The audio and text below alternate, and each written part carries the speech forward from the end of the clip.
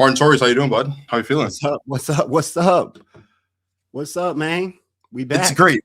Is it good to be alive on a Wednesday night to talk women's basketball or what? How are we feeling? I am Dwayne Marcus. That is Martin Torres. This is the Protect Our Queens podcast presented by Basketball Society. And boy, do we have a lovely guest on the show with us tonight. Friend of the pod. She's back.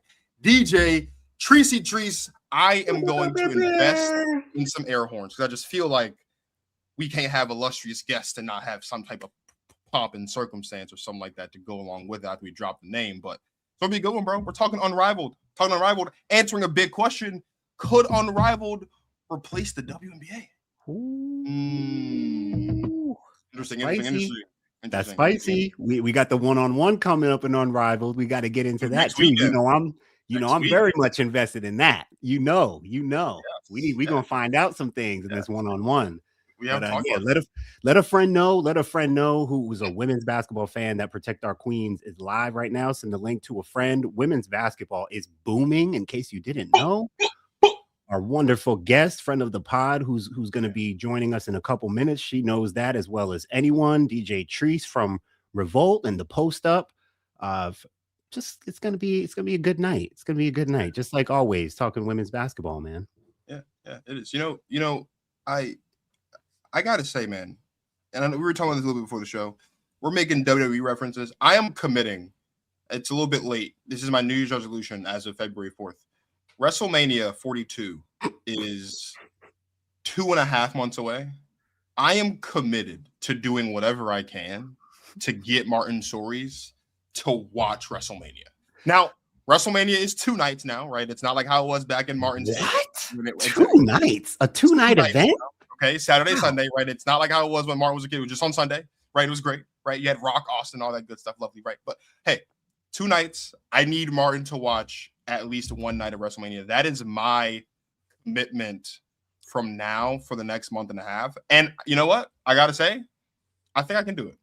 If we get a D Generation X resurgence, if you tell me that DX is going to be there, that's what, because we're the D Generation X of women's basketball, brother. Whether you like it or not, we're HBK and Triple H, brother. Triple H has a pacemaker in his heart, and Shawn Michaels don't got no hair. They are not getting back in the ring. There's no new Generation X. They're not going to revamp it or something. No, it's over. No. Okay. Not everything needs a spinoff. That's the problem with your generation. Everything needs to have a spinoff. And no, not everything needs to have a spinoff, man. I tend to agree. There are some things you just leave how it was. And you know what? Notice you're only saying that because you didn't watch their last match in 2018. I'm going to send you we're done.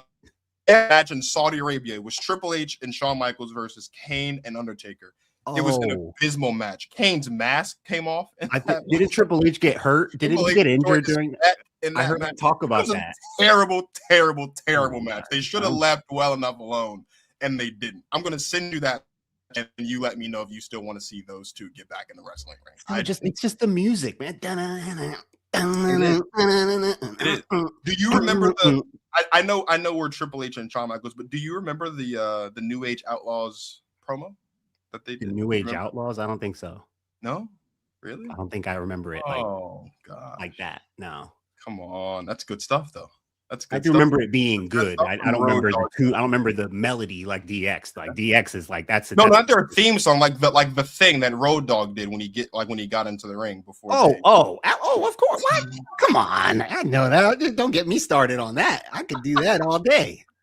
All right, let's have some fun. This is not a wrestling pod. This is a women's basketball podcast hosted by 2 men who love women's basketball. We have a guest waiting for us, so let's hit the intro and let's have some fun. Protect our queens. Do you practice this? Was this spur of the moment? They put the ether beat on this. I started paying attention to women's basketball in a way that I never had before. Now, crossover, she has all that in her bag. I just think that Paige is more well-rounded on both sides of the ball. It's all about her feel for the game, bro. All of these girls seem like a WA guy that got a turnaround fade in the paint. We don't need 7 games. We didn't need 6 games. We didn't need 5 games. 4. What is up, guys? We are back. Thank you for bringing me back to the show. Yeah. Oh, let's go. I am so happy. I'm so excited. We've had Tricey on the show, I think twice now before, right? I got a little bit of comeuppance on Treese the last time she was on the show because Martin and Treese clowned me the first time she was on the show about some takes I made. I'm glad to have Treese back, right? A lot has happened since we last had Treese. We got the purple background now. We got the what is that, Lakers purple in the background? It's Lakers purple. I got some other stuff going back here. I done built out my studio. We are upgrading. Okay. I've been following Treese. Treese got some things going on, girl. It's cooking. Next time I'm on the show, it'll look completely different behind me. So I'm gonna put some jerseys up on the wall. It's gonna be like a whole retail store behind me with all my favorite teams. It's gonna be lit. We love this. We might even be able to say Unrivaled purple there, Marcus. Oh yeah. They do have a purple, even though that little hat that I wanted is sold out on their website. I need them to really get it up. But I am a Team Breeze fan too. So I'm Team Breeze this season. So a little purple. I lace a little pink back there. I put some lights up. We got it going. There you go. There you go. You know, we this is an Unrivaled theme show, but there is one thing we do need to address before we get into the Unrivaled. And Caitlin Clark, bless her soul. Caitlin Clark had her broadcast debut on Sunday. She was at the Laker-Knicks game, and she was at the table with Taylor Rooks and Melo and Reggie Miller. Not Taylor Rooks. Maria Taylor, my bad. Wrong black woman. My bad. It's Black History Month. I don't want no smoke with nobody. I know we don't all look alike. Believe me, I know. My bad. And Maria Taylor asked for an NBA comp of Caitlin Clark. And Reggie Miller said, with a straight face, might I add, Payton Pritchard. Oh God. Now, let's be on the interwebs who are aghast by the idea that Caitlin Clark would ever be her name could even be uttered in the same sentence as Payton Pritchard. Look, Melo tried to help Reggie out on the back end. He's like, I think more like Luka. I don't know about Payton Pritchard, but I'm looking more like Luka. Treese, was that comp of Payton Pritchard as egregious as the internet has made it seem? That's egregious. I mean, so egregious. I try not to compare women to men all the time, but it happens because we watch a lot of basketball, right? So I'm giving them the pass on like the women to men thing. Okay, cool. We all hoopers. But Payton Pritchard was like a candidate for Sixth Man of the Year one year, right? I don't think Caitlin Clark has ever come off the bench, not even in elementary school. So what are we even talking about here in regards to scoring? He's not even a number one option on his team. I can't think of one team that he's been a number one option on past college, NCAA. Like, come on, Payton Pritchard. There were so many other people. Even like the shooting style, the shooting range is nowhere near. I think Caitlin Clark and Payton Pritchard can go against each other right now in a 3-point contest, and she might win. I would agree with that. She might win. So now, I don't know. He was off base. He probably just couldn't think of nothing. I think so. I think he was just trying to think of a nice white hooper, like a white hooper who's nice. Yeah. And he's watching some Payton Pritchard film right before they went out, and that's just he might be a Payton Pritchard fan, like super fan, and enjoy his game. You know how OGs get in their head with it, and they like, oh, I've been studying, watching film, but man, we can't see it, Reggie. You had to come with some better justification because. Once he said, I saw the clip, I'm like, bro, scroll. Now, I will say, I do think Reggie meant it as a compliment because where I felt like it was egregious, and you made great points there, Treese, as far as the comparison. But because I believe they were asked just in terms of her game, just in terms of skill set, right? And that's where I think it's totally off base because, frankly, Payton Pritchard is a shifty, break you down, off the dribble type of guard. Caitlin Clark does not have a shifty bone yet in her body. Ain't no wiggle in that body. She is north-south, not east-west. And basketball people know what I mean by that. Payton Pritchard is east-west. He's taking you side to side, bop, bop, bop, bop, bop, hitting you off. That is not Caitlin's style. So that's where I felt like it was. I felt like it was honestly more of a compliment than people on the internet making it seem like, oh, Payton Pritchard, how we're not comparing star power and popularity. If we're just talking game, I think it's, again, still off base because frankly, Payton Pritchard has a lot more sauce to his game than Caitlin does right now. And I agree with you on that too. And I'm glad you brought that up because the context matters. I would say that Kelsey Mitchell, if you were going to on her same team, is closer to Payton Pritchard than Caitlin Clark is. Exactly. Thank you. I think that's totally spot on. Yeah. But we wish you well, Reggie. We understand. We see where you're going, brother. But Reggie's had a couple of tough breaks on the over the airways these past couple. It might be time for Reggie to move on to something else. I don't know. Speaking of Kelsey Mitchell, Trice, we got Unrivaled 1-on-1 coming up next week. And in fact, Martin and I predicted the finals of the 1-on-1 tournament for Unrivaled this year. And it turns out Kelsey Mitchell was one of our finalists. Having Kelsey Mitchell in Unrivaled is just by her side. I mean, her as an addition this season she's one of the best additions for sure. She's must watch. She's probably one of my early candidates for 1-on-1 champion. I don't know. What are you thinking? Fee's out of it. So any thoughts off the top of your head? You think Paige will be in there? Paige is going to win 100%. You think Paige will win it? You think so? I think Paige is going to win. I hope we get two guards. I hope to that point. I hope we get two guards this time. Maybe that'll be fun. Like you have two forwards last year, so maybe we do get two guards this year. Kelsey versus Paige, or did we just predict the final? I don't know. I like that.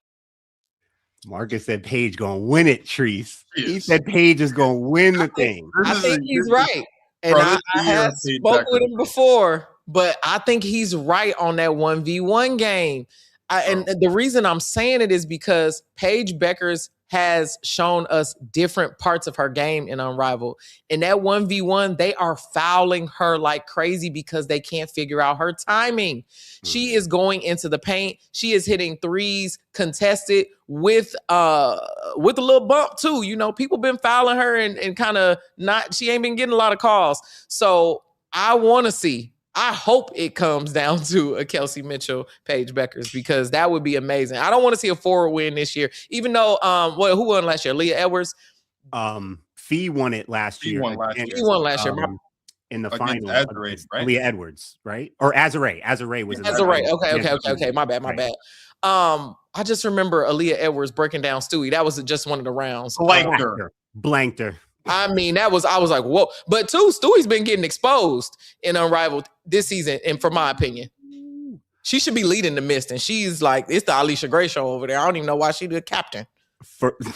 Well, she's the captain because it's her league.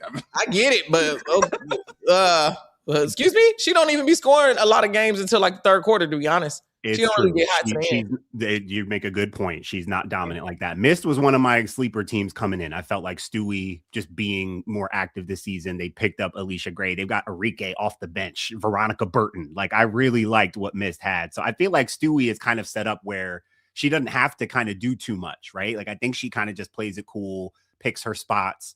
But your point is noted. And in this one-on-one setting, I don't think Stewie is even that I don't think Stewie's like, she's a great player, obviously, but this one-on-one format is very touchy, very testy. Remember, 7-second shot clock. So you got to score quick. It's very aggressive, very physical. You got to get a bucket. So I don't know how like seriously Stewie's even going to take the one-on-one. No, if she can't get in the paint, or at least in that close radius of the rim, she do that weird fadeaway and it's not going in.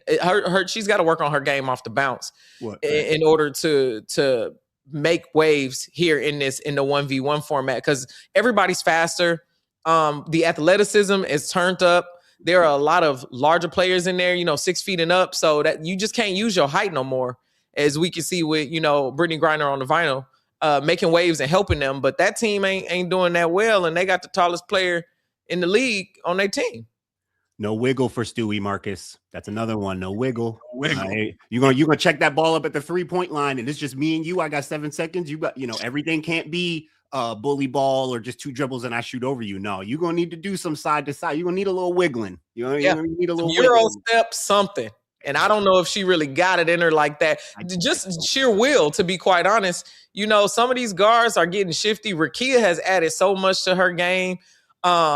Even with just not even taking those easy threes and actually going into the paint and forcing doubles and then passing out to Paige and different things. So she got some stiff competition, and I think she's just kind of hanging her hat on being a vet a little bit. And these young kids are like, I'm going to win this 1v1.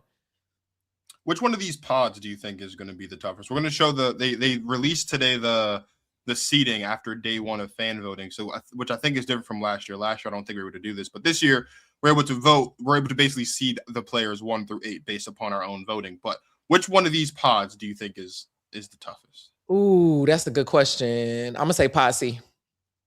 Ooh, Pod C. Pod C. Pod C. Look, tough pod. Sonia Citron. Yeah. She has been playing really well. Her team has not really figured it out. They are working to figure it out. It was some coaching things. I think the coach has to figure out how to use her players best.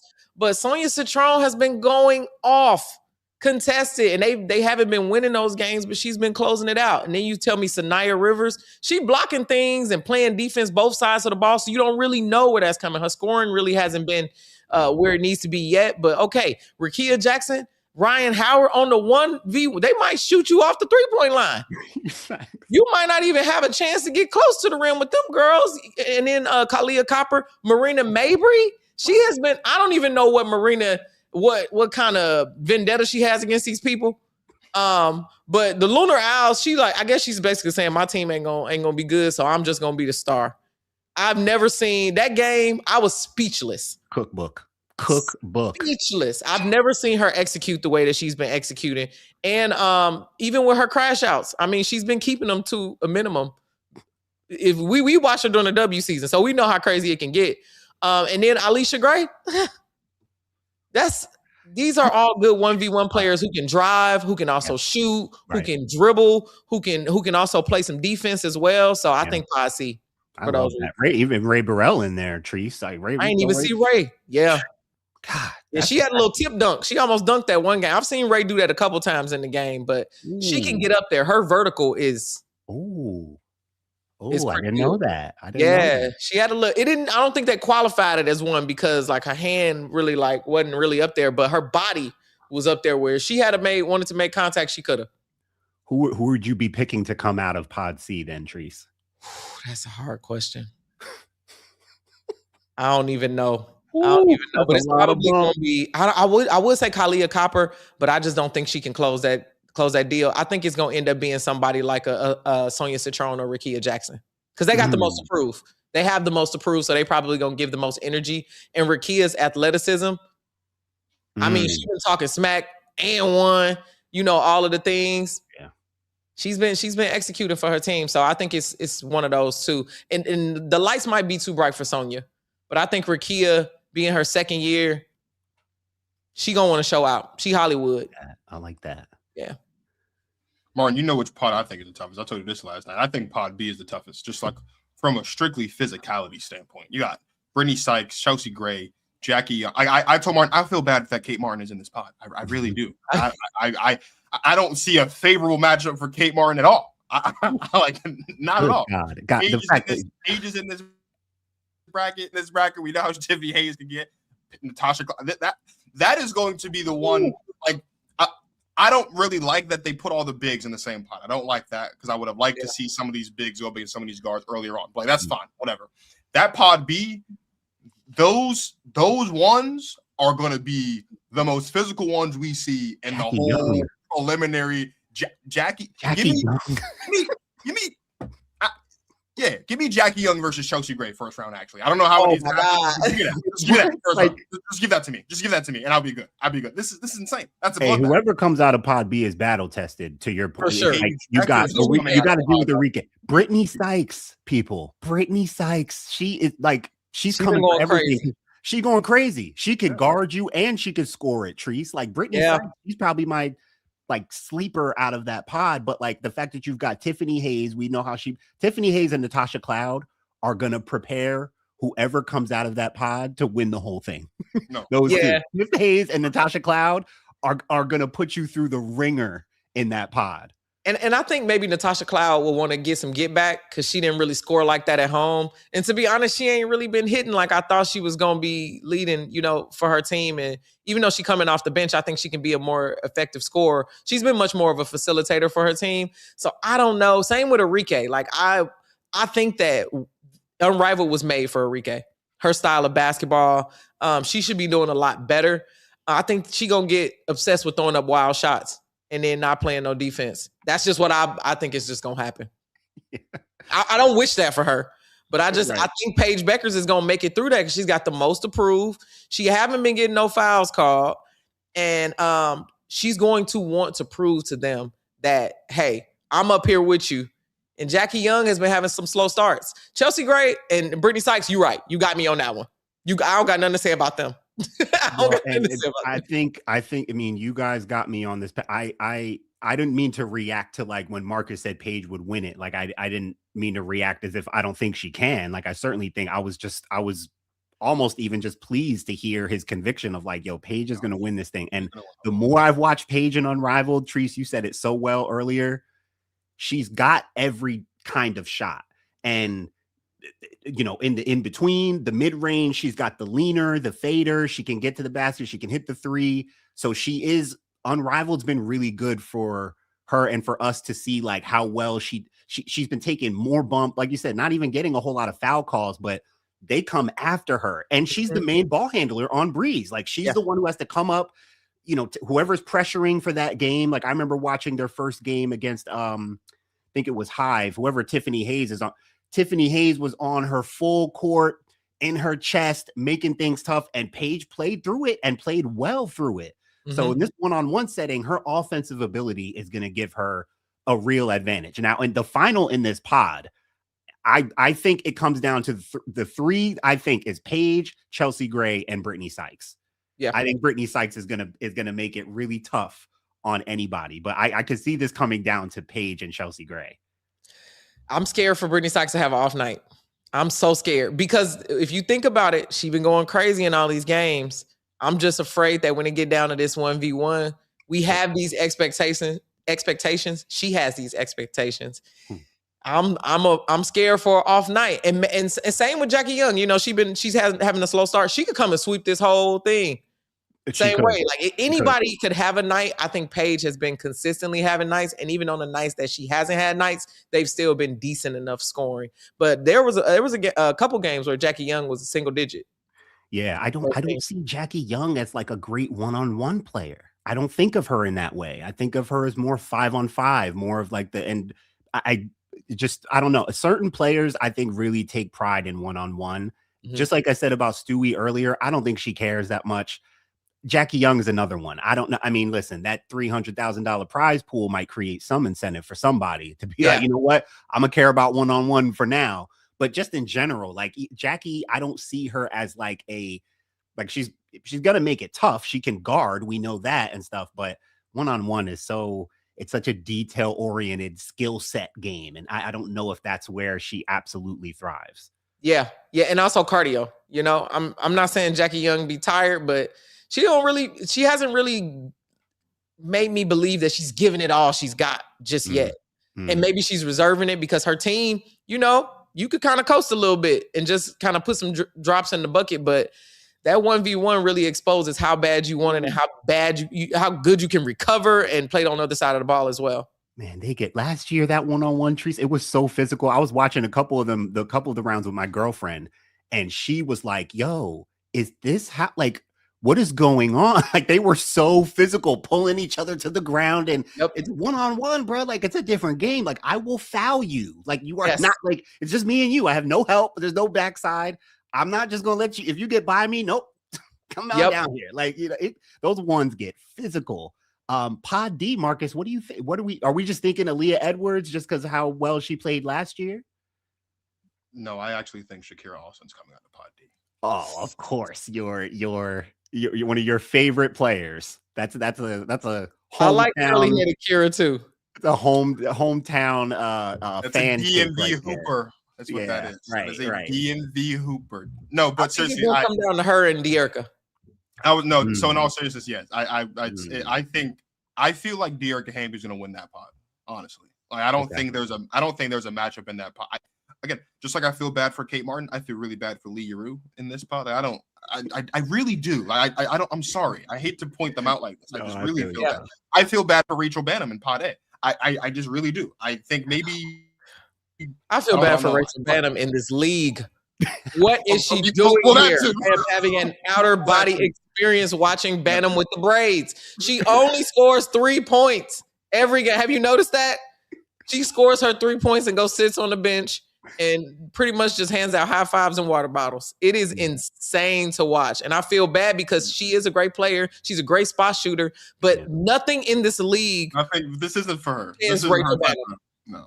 Someone left a comment on one of our episodes saying that in terms of Unrivaled, they feel like Unrivaled more so exposes people in a bad way as opposed to a good way, as in like it exposes more about what players can't do as opposed to highlighting the players that do thrive in this format. And I tend to think of it kind of more in the opposite way. I just think, I mean, listen, no one's forcing you to play. I mean, you know the rules, you know the sign format. up for this.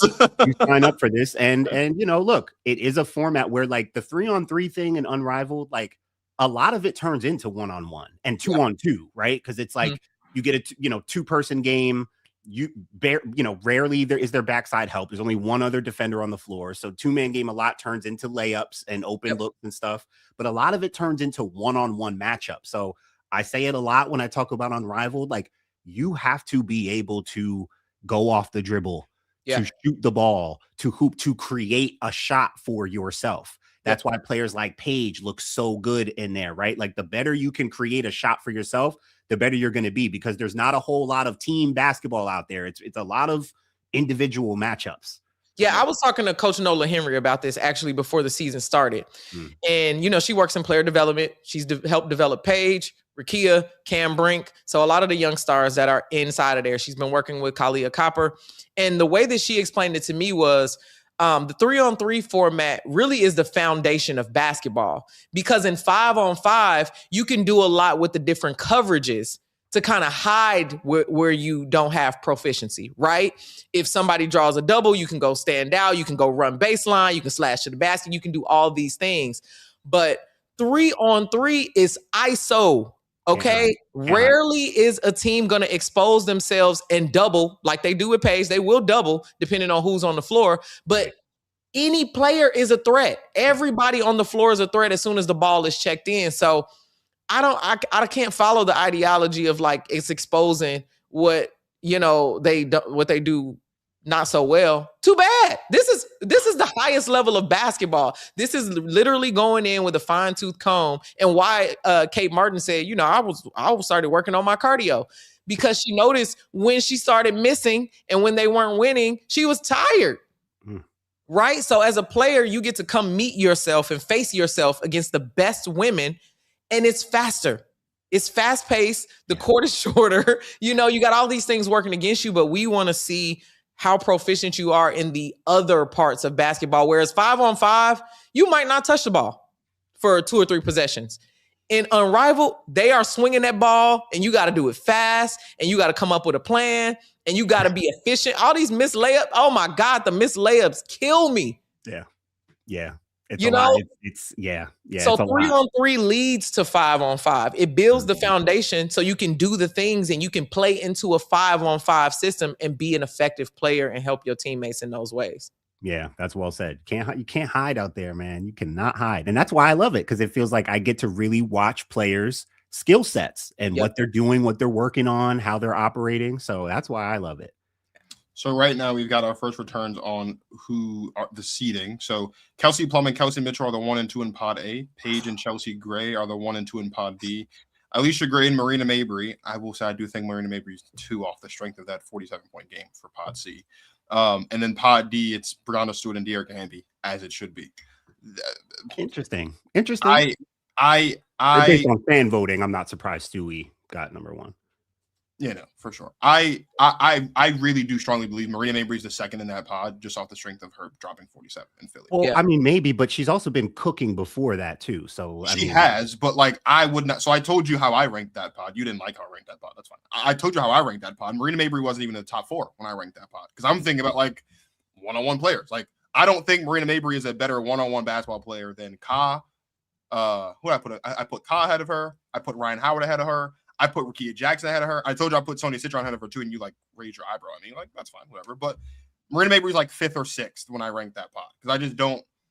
I love Marina. We say so many nice things about Marina on the show. We've had Chaz on the show. We had Chaz Franklin on the show. He always says nice thing about love Marina Mabry, right? I said I thought this was perfect for Marina Mabry. People clown me. She does 47. I love this for me, right? So like I love Marina. I just don't like, if I'm thinking of the 8 who are top to bottom, the best 1-on-1 players, I don't see Marina Mabry being better than the 4 of those players at least. Better than Ray Burrell? Yeah. probably. She's just a top stat leader right now too. You know, she's leading the worst team. It's like being the best of the worst. So you got all these extra stats that make you look like you're playing better than if you were in a one-on-one kind of situation. Because her team is completely relying on her, especially because Skylar wasn't in at the beginning of the season. Right.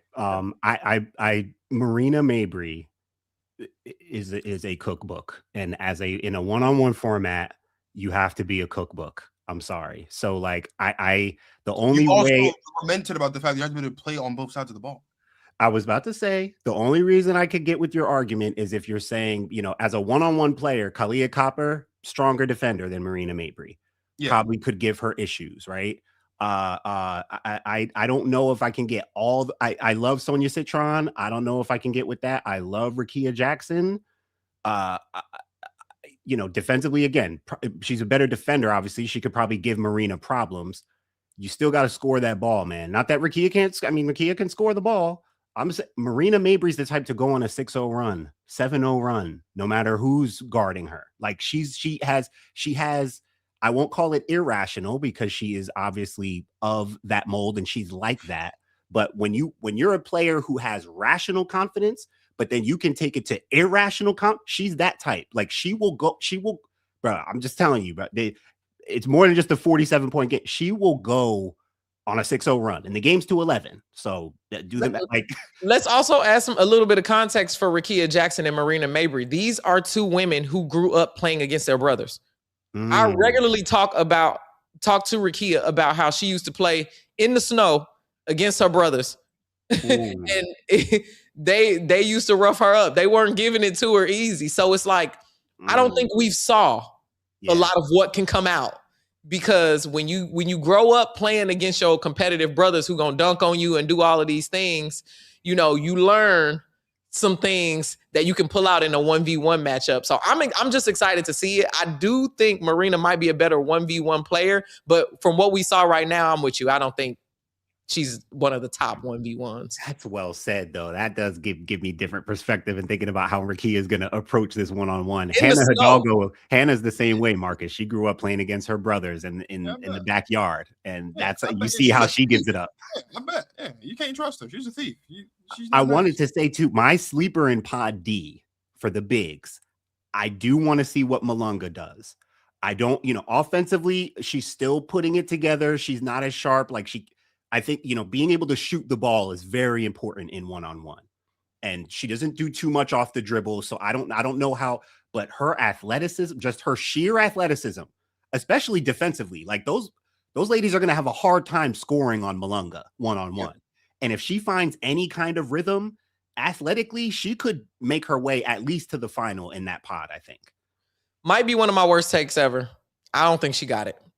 I don't either. Like at all? Like you're not hot. You're not with you, Trees. I don't think so. I don't think in one-on-one or just in general. No. In general, absolutely. Dominique Malunga is effective. She's also shown progression in this short time in this season. So far, you can tell that she's working on her game, and you see glimmers of it. But when it's actually time and the heat is on and the lights go down, I think her accuracy is going to be off. I think she might foul more than she needs to, because it's just the experience and doing it. And she's a little bit softer, like she has the stature, she has the athleticism, but she got to move that body. Sure. You know what I mean? Yeah. Sometimes it's the same thing. Like when I watch BG play, I'm like, girl, turn this up. What are we doing here? Right. You have people around you who you can dominate. That's what, Shaq is always talking about with bigs and centers. You got to have that X factor that's just going to make you say, nah, I'm her.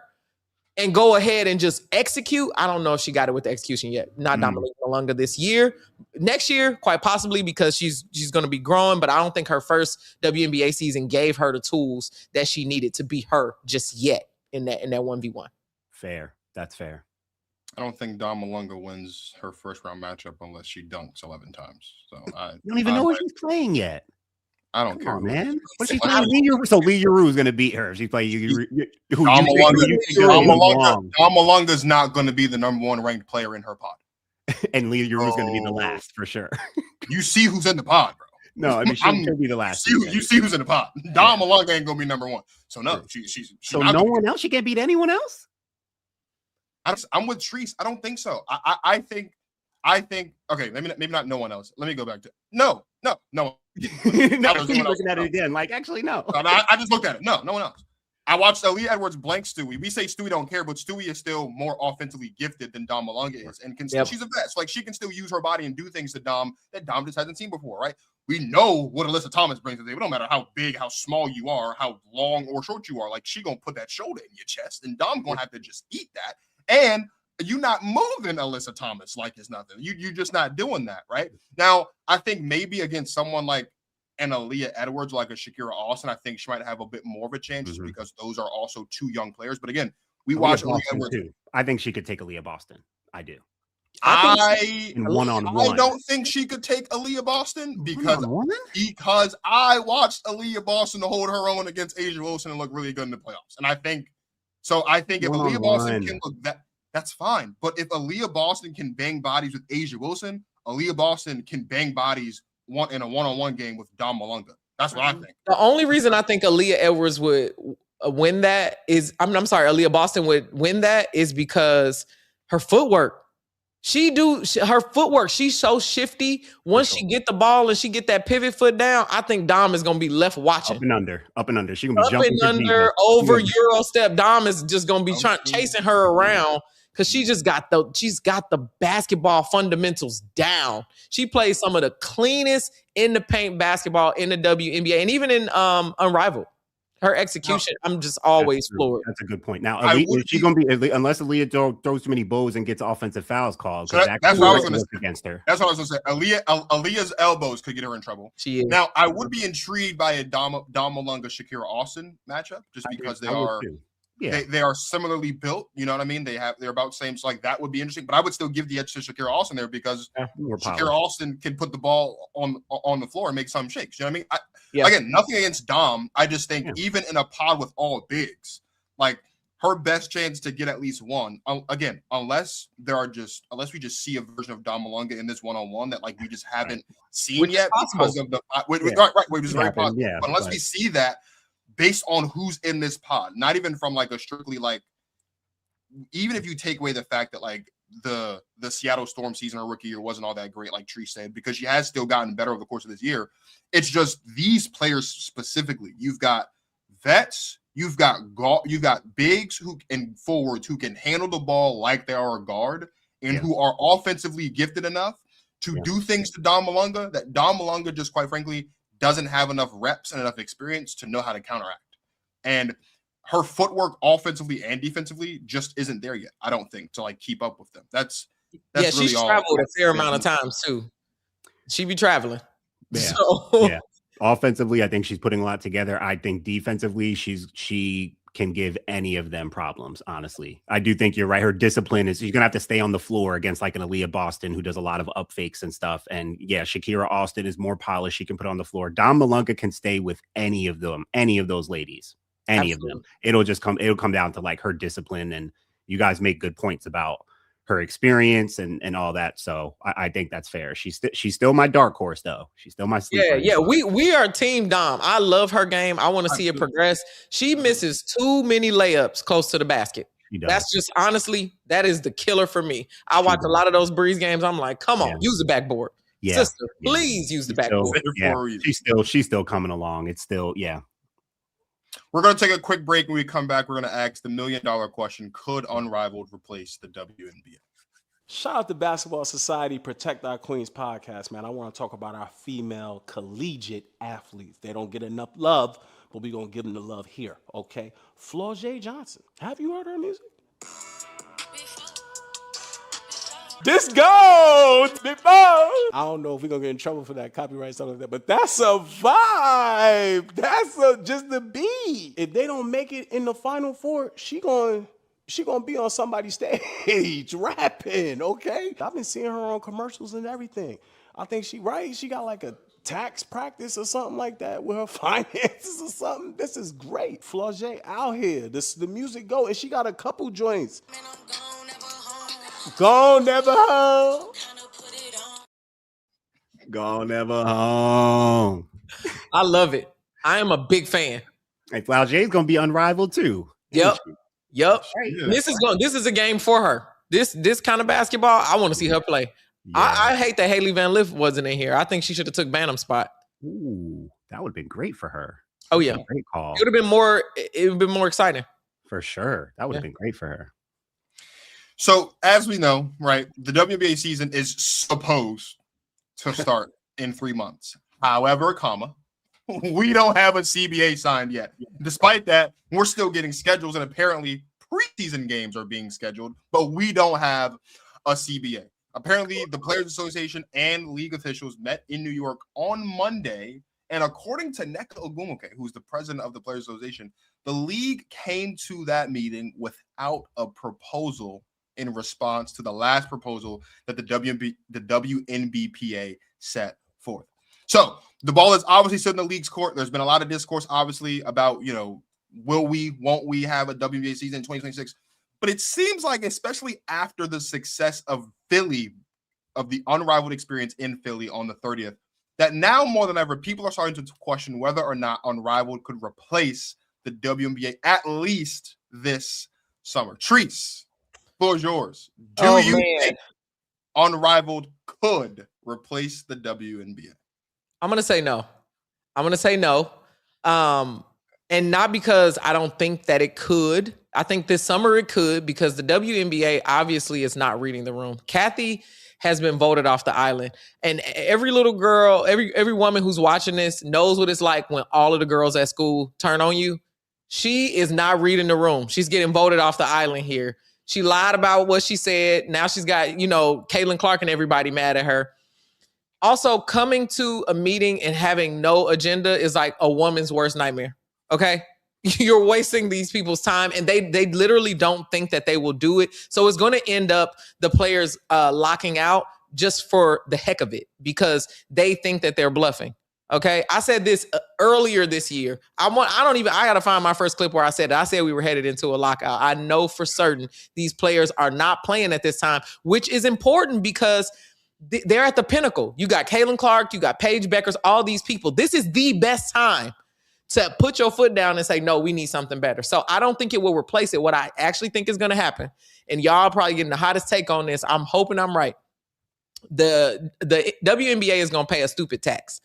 What they're going to do is, and NBA, WNBA, whoever you want to say, because everybody in the comments always says Adam Silver is, in charge of this whole thing. Okay, cool. Whoever, you're going to pay the stupid tax. What's going to happen is Unrivaled is going to continue to gain notability. And then once this lockout happens, we might see some Unrivaled action and all of this. And when it's all said and done, there will be a new CBA signed, and Nafisa Collier and Brianna Stewart are going to sell Unrivaled back to the WNBA as a development league. That is what's going to happen. The writings are on the wall. It's already a profitable business. This 1v1 tournament, all the creative things that they've had, the social media buzz and everything, this is a valuable product to sell back. I think this was an exceptional play by Nafisa Collier and Brianna Stewart to kind of use their thinking caps here, because everybody has been saying for years that the WNBA needed a development league.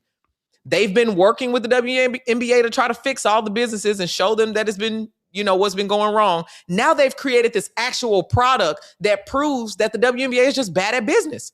It's not an undesirable product. These people just don't know what they're doing. So to create a league, model the way, get your CBA fix, and then sell it back to them as a development league. This is going to be the new G League of the WNBA. Ooh, that's what I think. Take. That's what I think. California, it's going to be worth it.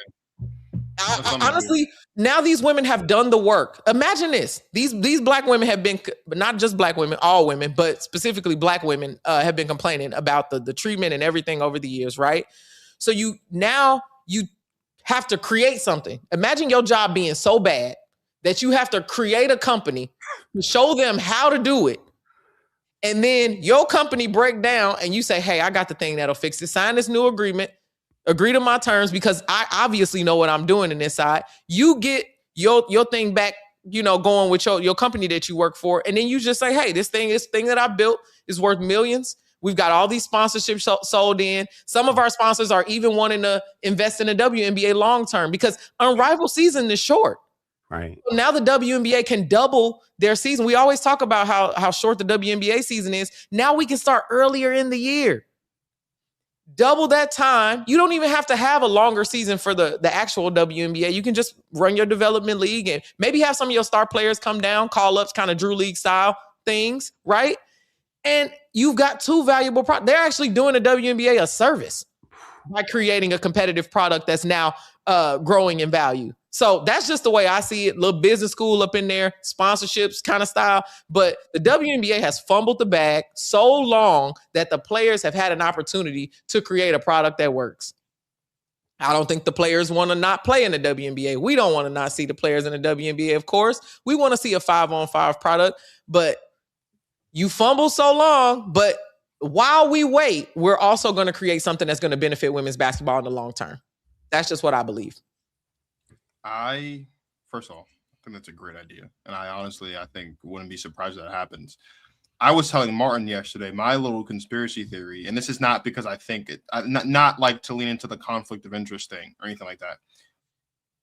But that the timing of Unrivaled was very intentional. Like I was telling Martin last night, like Brianna Stewart and Nafisa Collier launched last season on purpose. Last January, this happened on purpose. They knew the CBA was coming up. They knew this was going to be probably the most consequential CBA in sports history, if not at least in women's sports history for a very long time, right? They knew that they could have a really good year, see what works, see what doesn't work, come back another year whilst still trying to figure out if there's a CBA or not. And if in case there is not a CBA signed in time, they can say, you know what? Let's take after season 2, let's take maybe March and April off. We'll bring it back in May, and you'll see some games over the summer, right? I think that's why also we saw Philly get Unrivaled games, because I think if there's not a CBA, Unrivaled is going to go on the road. And I think they're going to try over the course of the summer to hit every WNBA season. We'll see Unrivaled games here in DC. We'll see Unrivaled games in LA. We'll see Unrivaled games in Vegas. We might see Unrivaled games back in Philly. Like every city there is a WNBA team, I think that if it gets to that point, the Unrivaled is going to go to every single WNBA city to make sure that WNBA fans across the country can still get access to and still see the players that they are fans of, right? I love the fact that it's in Miami because obviously they own that building, right? They own the space. And by they, not just the league, but obviously, as we know, players who are involved have equity. So like the players themselves own that space. And I love that for them. That is great. But I do think there is a reality where, they take Unrivaled on the road. They just set the record for the most attended women's basketball game of all time. 21,940 people showed up in Philadelphia on the 30th. So it's not like they can't do it. It's not like they can't, take a weekend and go. And the great thing about that is they didn't take the entire league, right? They took 4 teams sent to Philly, right? And the rest of the league was still in Miami for the games that still needed to happen that weekend. And I think that model can continue to work where every other week or something like that, you send 4 teams out to Vegas, to Phoenix, to DC, to New York, right? Just so that those WNBA fans can still get to see their favorite players play in Unrivaled, right? Now, I do agree with you. I do think it could. I don't think it should, right? And it's kind of like nerdy to kind of do the semantics thing with could and should. But when we think about the discourse around women's basketball, right? You think about how there's already people who don't like women's basketball who say, well, man, like if they lowered the rims, they'd watch women's basketball, right? But at the same time, it's like, okay, well, if we lower the rims, then you're just going to use that as a reason to delegitimize women's basketball identity. I think if Unrivaled as a 3v3 league replaces the WNBA as the premier destination for women's basketball long term, for just this summer, fine, whatever. But like permanently, I wouldn't want that because it's the same thing. People are going to say, well, this is 3v3. And the men are playing like they're chasing 5-on-5 dreams. Now women are chasing 3v3 dreams. I wouldn't want Unrivaled to turn into like a Trojan horse to delegitimize the greatness of women's basketball. But as far as just there's no WNBA season, I want to see women's basketball Unrivaled, like you said, Trice, that they've proven that they can do it. Like they've proven that they can handle all the behind the scenes and still put on a good product and still be innovative and still put a good product on a court every, you know what I mean? Like it's not like we're watching Unrivaled and like these games suck. Like these games are, I have yet to see a bad Unrivaled game, I would say. And you're getting to see players who you wouldn't normally be fans of shine. I got put on to Ray Burrell and Azrae Stevens last season off the strength of Unrivaled. And I've been telling you that. I've been telling you about those too. I was excited for the Sparks. I got put on to so many good players. Like I was excited to see Aaliyah Edwards play for the Mystics last year before all that stuff happened, off the strength of what she did in one-on-one. I told Martin, what was it, last week or 2 weeks ago? I'm excited for 2026 for Shakira Austin based off what she's been doing. It's like that's continuing to happen. I just worry that the fact that we're even having this question and having these conversations, like you said, Treese, means that the WNBA is severely on the verge of fumbling the bag. Like the fact that this is even a conversation being had means that the WNBA have a lot to figure out, not just for this CBA, but moving forward, so we never end up back in a position like this again.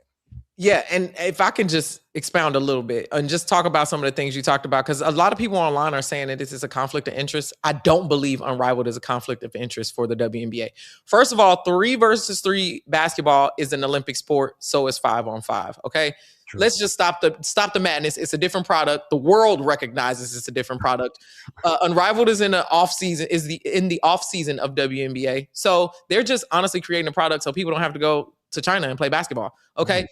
There's no conflicting interest there, as well as the WNBA is not going away because the NBA, imagine you throw money into a business and you're trying to get it off the ground, right? You're trying to get it off the ground. And finally the time and opportunity comes where you can actually start making some of your money back. And you just notice that your operations is bad. That's what we're seeing right now. So what we're seeing is that Unrivaled is just exposing that the WNBA didn't have to be least profitable for all of these years. It's a sheer mismanagement of assets.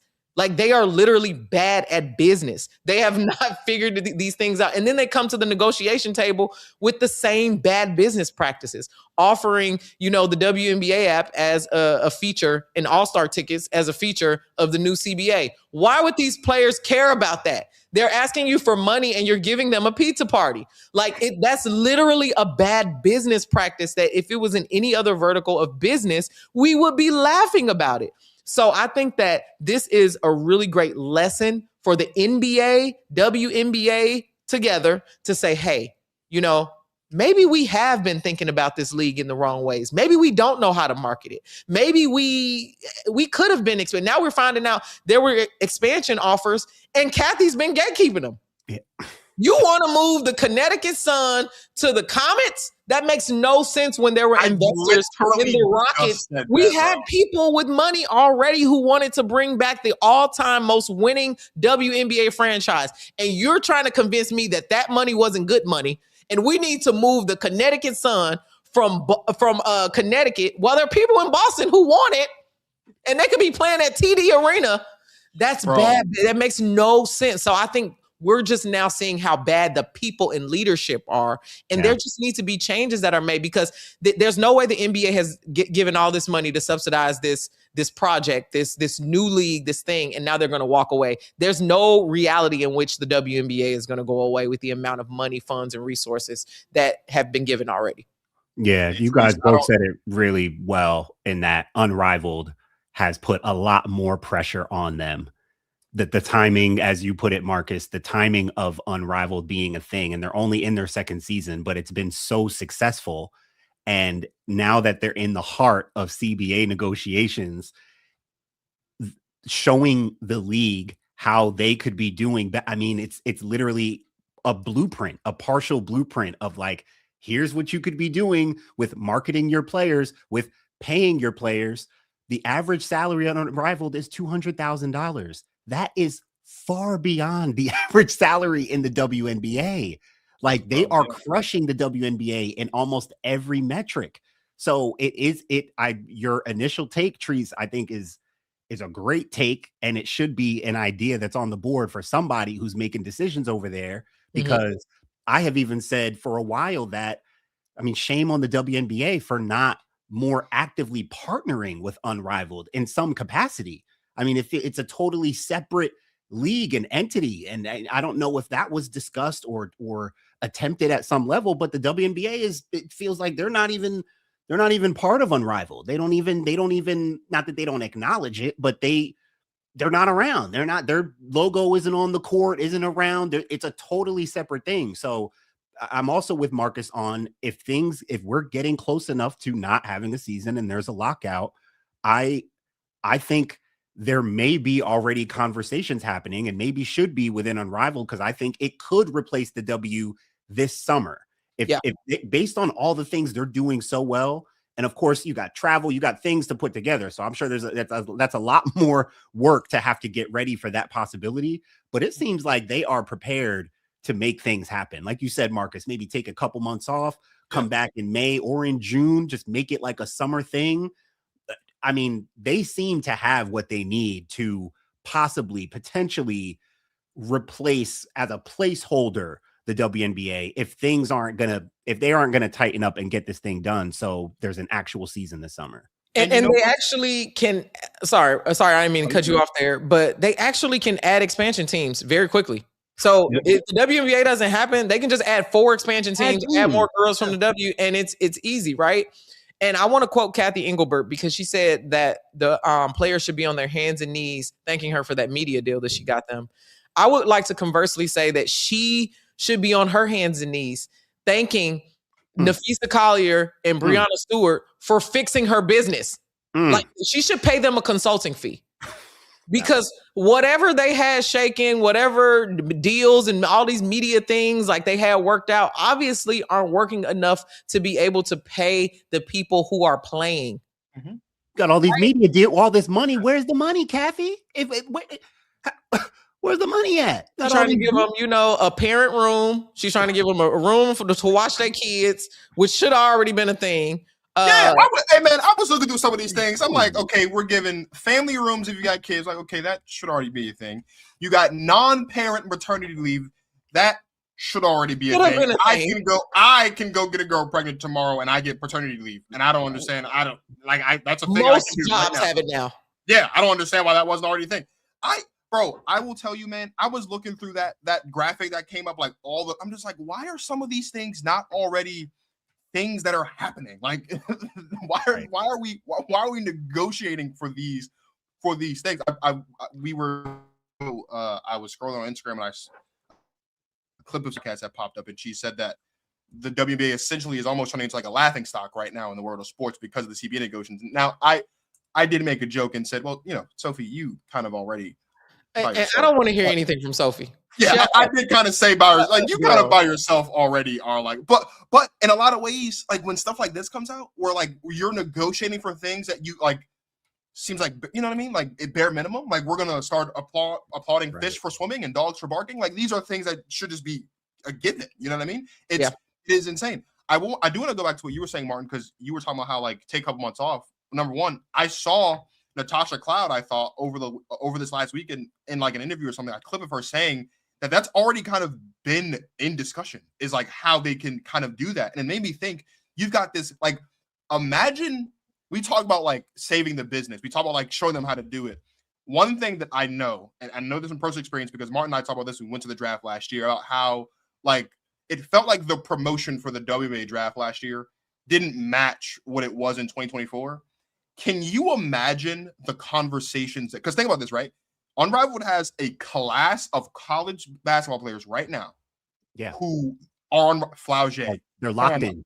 They already got it. Olivia Miles, right? Locked in. Can Juju. you imagine Juju, Lauren Locked in. Beck? Can you imagine how much more embarrassing this could be for the WNBA if college season's done, Unrivaled comes back in June, and now they're doing targeted promotion of Hannah Hidalgo being Unrivaled, of Audie Crooks being Unrivaled, Lauren Betts, Olivia Miles, Flaugier Johnson, all these college superstars being Unrivaled, and then to compare that to what the WNBA does for their draft players, which is just 5 or 6 clips in a 30-second reel, and this player's coming to the draft. Like, can you and then imagine too, even from the player's perspective, not for the players like Flaugier and Liv who are coming out, but like a player like Liv, or I'm sorry, a player like Hannah who has a senior year coming up, who has this Maddie Booker, like players who are going to have opportunities potentially this summer to play against WNBA caliber talent, not caliber talent, WNBA players, and then go back to college in the fall. Like the opportunity that the WNBA, you're right. Kathy Engelbert and the WNBA better be on their hands and knees, praying to the Lord above, whatever God or gods they believe in, that they get a CBA done. Because if Unrivaled actually has games in the summer and we see a season of Unrivaled basketball this summer, it's only going to get worse. It's only going to get worse for the WNBA from there. Let me make it very clear here. Kathy Engelbert's time is up. She has lost the room. When coaches have lost the locker room, you just part ways. Yep, you get them out of there. She is so tone deaf. She to get on there and lie and say that she didn't say those things, and she's like, "Well, I'm just disappointed that Nafisa would use that information." Girl, we know you are lying. The truth? You could have honestly just said it was taken out of context, or we were having a different discussion. But with her being the leader, she's standing in the way of true progress. Her personally as a person now, she's standing in the way of progress. And if Adam Silver was smart, he would say, Kathy, hey, thank you so much for what you've contributed. You've gotten us this far, but you have to go. These girls don't like you. She's so unlikable. Fee called her the biggest threat to their league. How is the head of your league the biggest threat to your own league? She is. That's incredible. The boos, all the people booing every time they see her. Men are booing, women are booing, children are booing. She's become the Corella DeVille, and that is okay, girl. You have done a phenomenal job for the time that has passed. But if the W is going to move forward, she has to step out of the way. And if she really cares about the livelihood of the players, and like she says she does, and she really cares about the maturation of the league, she needs to turn in her resignation and find somewhere else to work. It's up. These people no longer want to follow you, and that's okay. Yeah. I said this before. I think it was when we reacted to Fee's press conference when she called out Kathy. I took somewhat of a stance of just thinking, the last couple years with the new stars and the boom of women's basketball, as we call it, it has created an environment, and it speaks to the point of like, get new leadership, because it feels like there's a new energy and a new aura of booming women's basketball business and potential that Kathy and whoever else just was not ready for. And it's somewhat understandable, since it's way bigger than it was before, right? Like, we're dealing with a totally different beast now.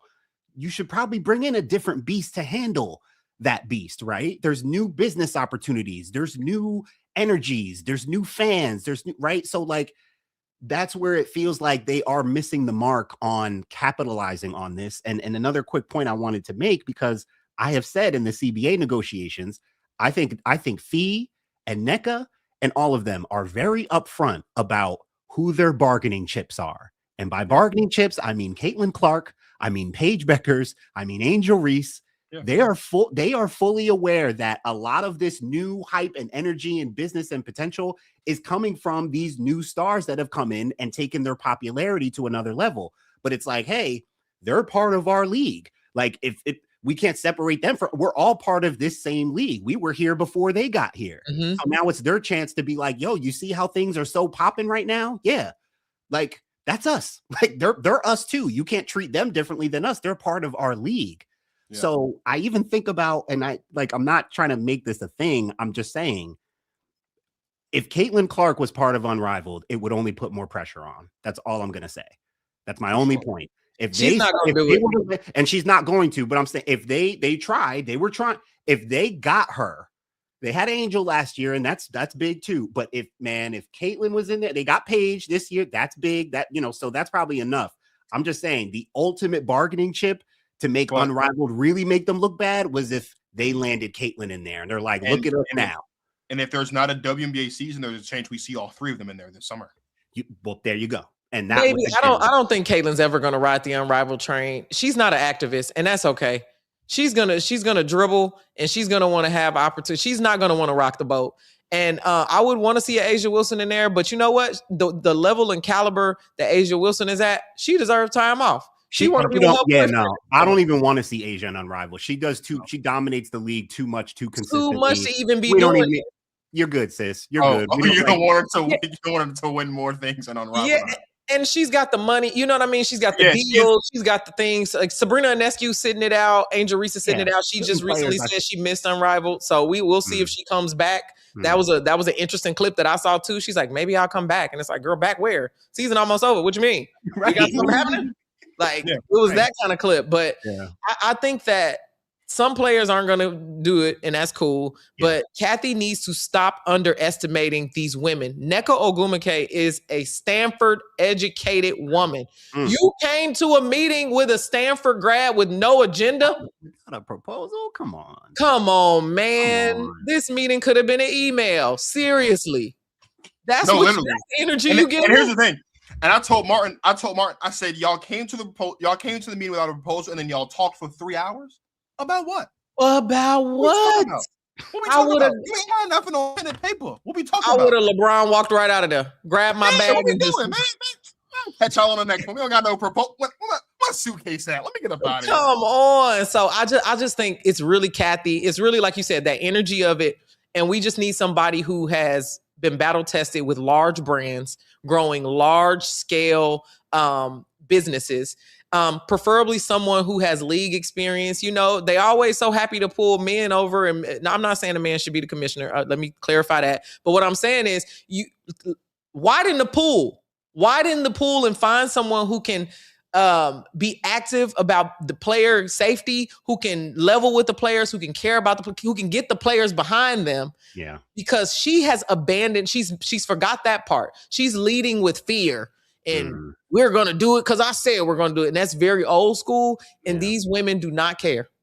They don't care about that. They would rather go and do commercials. Like you said, Flage on the commercial, they go do Mint Mobile. They selling State Farm. They own support. These women don't care no more. Yeah, they doing CarMax. They doing anything and everything. They got money. They got that money now. They got money now.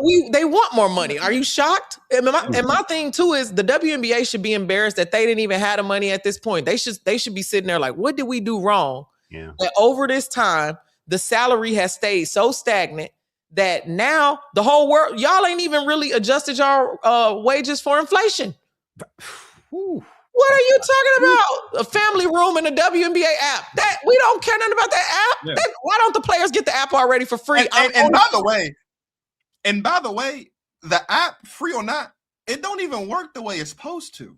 So they gonna get it for free. I didn't want to say that, but it only works on my iPad. It only works on my iPad. It work the way it's supposed to. Like, what we talking about?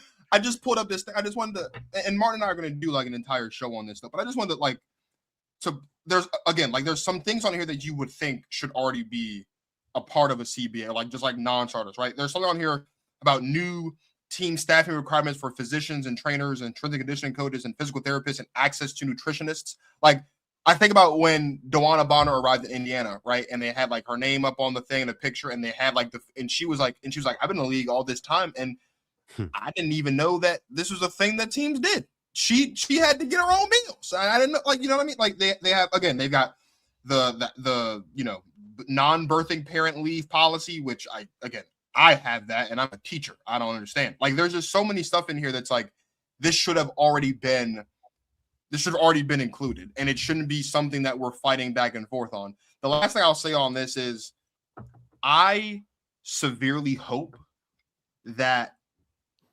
especially like the people who are, I don't want to say haters of women's basketball, because most of them you can't save, but like the people who are on the fence about women's basketball and WNBA, I really, really hope that they use this time to, instead of just regurgitating the same takes over and over and over again, the WNBA is not profitable, no one watches WNBA, yada, like, actually look at what's happening, right? If no one watched women's basketball, an Unrivaled game on January 30th would not have set the record for the most attended women's basketball game of all time, without Caitlin Clark being present, without Angel Reese being present, without Asia Wilson being present. Now, of course, yes, you have Kalia Copper there from Philly, right? You've got Natasha Cloud there, right, from the area. You have players that people want to see. Absolutely. But the three of the biggest names in the sport were not at that game. They still sold out. They made what was dollars in revenue just from that one night. You mean to tell me that you don't think this is a profitable business, this is a profitable product right? You don't think these players who are doing this for Unrivaled wouldn't also do this same thing for the WNBA if they're just invested in? That's really what this boils down to. You have to invest in your product, bro. Like, scared money don't make money. You have to be willing to say, yo, we will give y'all this money. We'll give y'all this revenue share. We'll pay for this. We'll pay for that, because we know on the back end, this means that you guys are going to be better. And if you guys are going to be better, our product's going to be better. If our product's going to be better, we don't have to call other people to give us money. People be calling us and throwing money at us. I am still in awe sometimes at how many, and Martin, you and I were talking about this the other day, how many sponsorships Unrivaled has. And they were coming out of the wash. Like, as soon as it was announced, Steph was an investor. Serena Williams invested. Like, all these legends of basketball and other sports, in Sephora, like every Samsung, all these different businesses, all these different investing into women's basketball, investing into these women, and you see the product that we're getting. I don't really understand why this is such a difficult concept for people to understand. Trice, earlier you said they're asking for money. They're trying to give them pizza parties. I would tell you, as a teacher, I've had to throw my fair share of pizza party. This ain't a pizza party. This is cookies and cupcakes is what they're trying to give them. They're not even trying to give them a pizza party where you guarantee 2 slices of pizza. This is you get a stale chocolate chip cookie and a cupcake and you call it a day. That's what they're trying to give them. This is insane.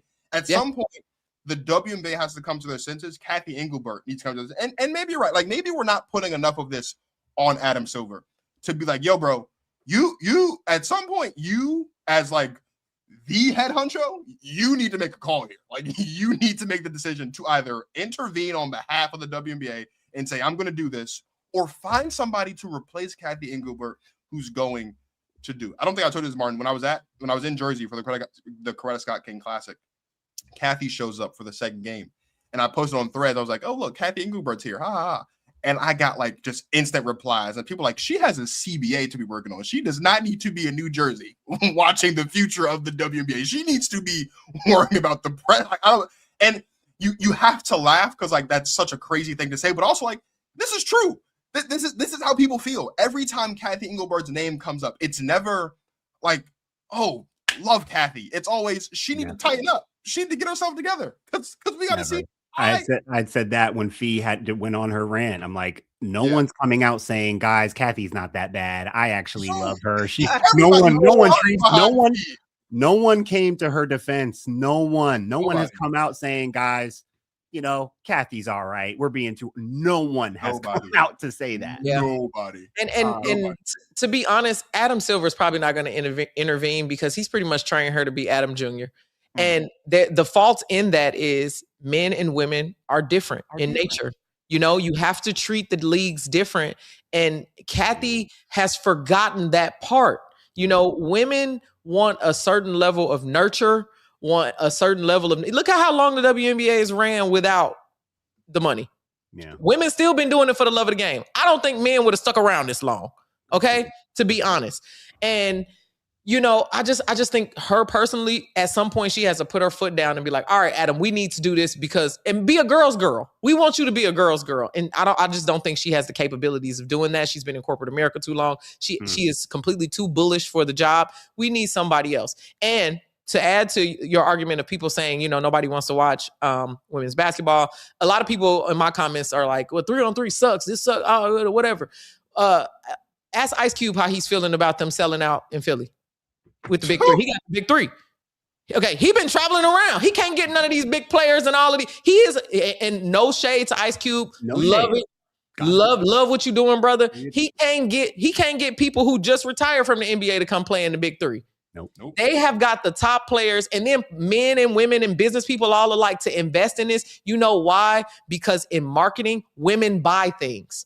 70% of all products are marketed to women because women are going out into stores and buying things. That's why you see Icy Hot, all these Procter & Gamble products and stuff like that. Men are interesting creatures who spend things on luxury. They buying cars, watches, boats. They're going to gamble. They're going to do the DraftKings thing. You know, I'm not saying that they don't buy, but women are over-indexing in buying clothing, they buying makeup, they buying shoes. There's just more, the soil is much more rich on the women's side in regards to sponsorships. You know how I know? I work in sponsorships.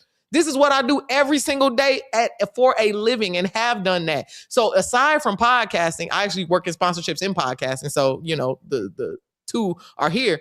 But I knew from the start it would be more profitable because Sephora also is a major sponsor for the Golden State Warriors. They sponsor this whole league. The whole league. Whole league. Why hasn't Kathy thought of that? In a league full of women, why isn't Tampax for just every woman? We're gonna assume that every woman got a cycle in there, right?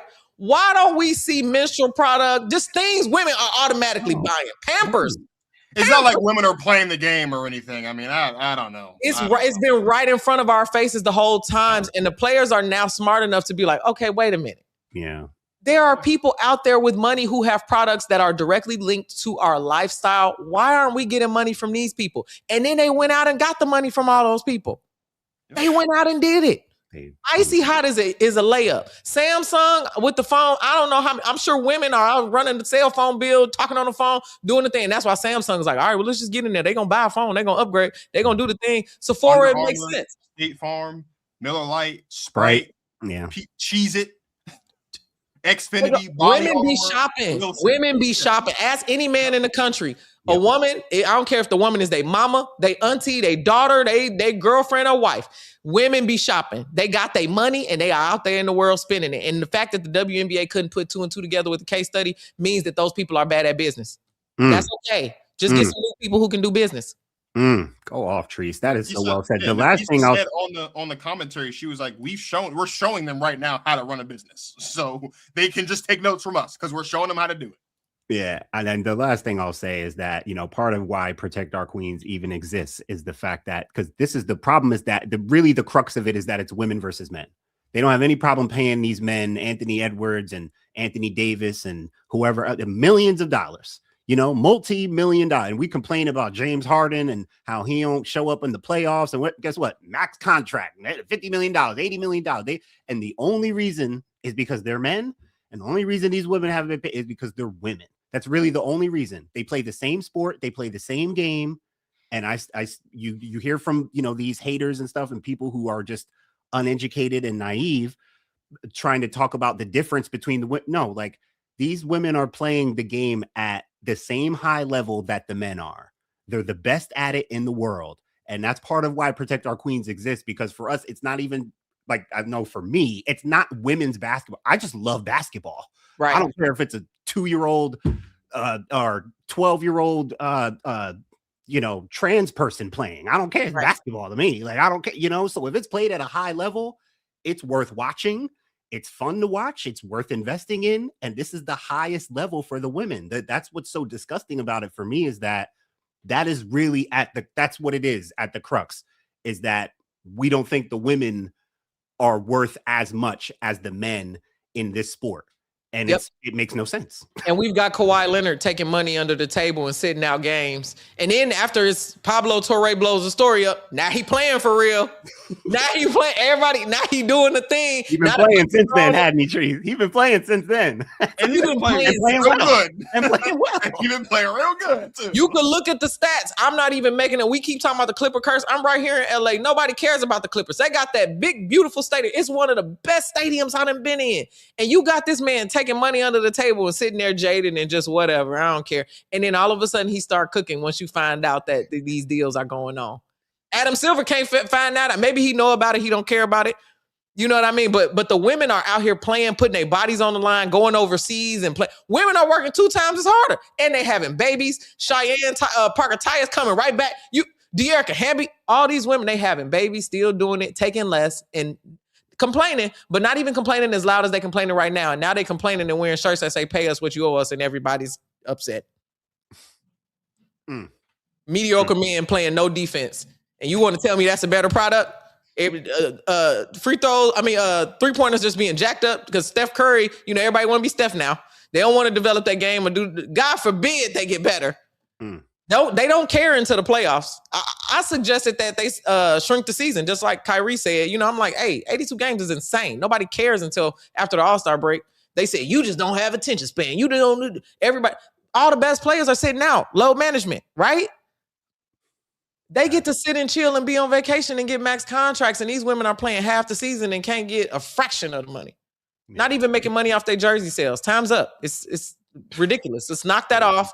Let's just say, hey, our bad. We did bad business. We're going to turn this thing around, and now that we're being profitable and making some money, we're going to share some money with you. Do the right thing, WNBA. That's all we asking. Business sense, common sense, like those things you're talking about. You ain't got to be a feminist. Like, I don't even consider myself a feminist. Again, for me, it's just about basketball. I just like high level basketball. Yeah. And I happen to have a couple sisters who played pretty high level basketball. So I have some inherent bias and history, but hey, this is just common sense stuff that you're saying. It's most of the WNBA players have brothers, cousins. They go to the games a lot, who are in the league. So you see the women supporting the men. We need some of the men to support the women and say, hey, knock this off. This is crazy. These girls is really doing the thing. And there are a fair amount of fellas who are saying it. So like you said, it's not a gender thing, against feminists and men versus women and these women. And a lot of people, say that in the comments too. It's like, oh, now all of a sudden you want men to help. And it's like, bro, come on. This is a human rights thing. This is a human rights thing at this point. They don't have maternity leave in a league. I mean, I'm sorry, a fair maternity leave in a league full of childbearing women. Common sense. Come on. Yeah. I feel like that qualifies for a hostile work environment. I'm surprised that. Absolutely. Wow. Even pregnant players showing up on the injury report. That's the stupidest concept to me. Pregnancy is not an injury. Like, I don't put another category on the box sheet. Every time I get one in the press room, I'm like, I hate looking at this. Yeah. Katie Lou is not injured. No. He's pregnant. We're waiting for the baby. We're going to love the little baby. Cheyenne Parker Tyus used to pop up on the same thing. They would injury out, pregnancy. Like, yeah, but she's not hurt. She's just with child. Like, you can't copy and paste everything from the men's league to the women's league. Like, do the extra work and make this fit the lifestyle of the players. That's all we're saying. And if they did that, the business would be better. The sponsorships would come, because then you could have players who are on maternity leave, and maybe you have them doing sideline reporting not sideline reporting. You have them out there with Rebecca Lobo and all of them, like they've been doing that Unrivaled with the injured players. Maybe you got them doing that and doing other things with the teams. And you have a Pampers set. Like I said, I keep saying Pampers and all these different brands because it makes sense. Why don't we have a segment, Kids Corner? They have a kids game every year for the Sparks. The camp game, they fill the arena with the Boys and Girls Club and the Girl Scouts and the Boy Scouts. And it's like, we could do more of that. Yeah.